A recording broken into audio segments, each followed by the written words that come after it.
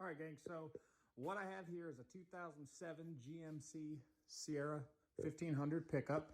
It's got 256,000 miles on it. Yeah, 255, 9 something.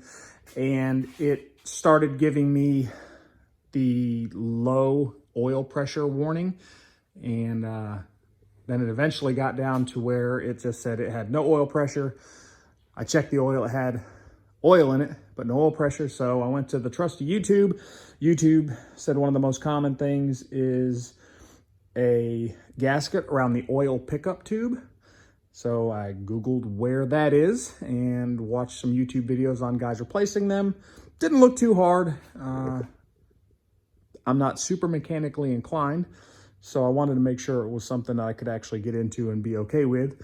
And I went ahead and decided to get into it, and I pulled the pan off, which, although didn't require a lot of, didn't have to be super mechanically inclined, but my gosh, it took a lot of time because you have to take out so many things. The cross member had to come out, the front axle and not axle, the front differential had to come out, and I was not expecting to have to do that. There were some videos on some guys I saw, they just dropped them a little bit and they were able to get their pan out. Me, not so much. I tried that. I kept having to drop it and drop it. Finally, I just said the heck with it. I'm just going to pull it out and be done with it. So I went ahead and pulled that out. Then I started to pull out the pan. And those of you that are savvy enough, you may already see the issue that I ran into. Well, actually, here's the tube, right? This is the oil pickup tube. It picks up right there, comes up to here. That's the gasket that they talk about that goes bad. That little O-ring right there. And it is hard, and that was probably what was creating the problem. But when I dropped the pan, I heard this noise, and I found that. And that, as I found out from my friends, is a bearing off the crankshaft.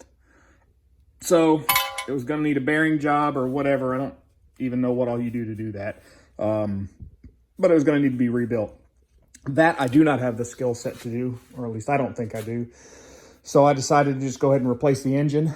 So I was able to, after some research, find the right engine. It's the LH6 in this, because it's a 2007 with the M code. It's the 8th digit in the VIN number is an M. And people are really wanting a lot of money for these engines. You can find some that are really cheap, but are not necessarily the right. It's not the LH6. There's so many LS engines out there. Again, I'm finding all this out myself, but I wanted to make sure that I had the right engine, just something easy. I know there's adapter kits that you can buy for sensors and whatnot. I didn't want to deal with all that. I wanted the same engine to swap it out, because this is not like a build right now. This is just, I need to get this truck running. So anyway, I ended up finding one for $1,800 with 120,000 miles on it. That was actually a really good deal, at least what I could find. So they are pulling that engine out of the running vehicle now. I should have it in a couple of days. So I'm going to go ahead and start pulling this engine out of here. And I'm just doing it in my home garage. I'm not a mechanic by any means. I know when you look around, you see stuff that might lead you to believe that I actually might know what I'm doing. But don't let the tools fool you. I only know how to use some of them.